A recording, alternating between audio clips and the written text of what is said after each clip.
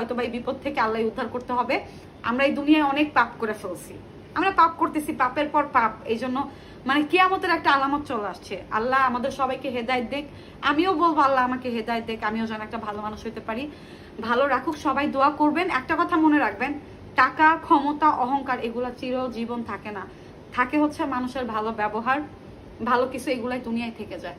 তো অনেক ছোট ছোট বাচ্চাদের দেখে খারাপ লাগতেছে। আর বিশেষ করে আমি বলবো যেসব ভাইরা ওইখানে স্পিড বোট নিয়ে যাচ্ছেন, হেল্প করতেছেন, অনেকে হচ্ছে প্রাণী নিয়ে কাজ করেন, কুকুর, বিড়াল, পশু প্রাণী, ওরাও অবলা প্রাণী। আমার কাছে মনে হয় কি জানেন, আমার সব থেকে বেশি খারাপ লাগে ছোট বাচ্চাদের দেখে, আমার খারাপ লাগছে। আর কুকুর, বিড়াল, তারপর হচ্ছে গরু, ছাগল যেগুলো আছে, এগুলো দেখে আমার খুব খারাপ লাগছে, কারণ এরা অবলা প্রাণী। আমার মাঝে মাঝে মনে হইতো আমি যদি মানুষ হয়ে জন্ম না নিয়া গরু হয়ে জন্ম নিতাম, একটা কুকুর হয়েও যদি জন্ম নিতাম, তাও ভালো হইতো। এই কথাটা শুনতে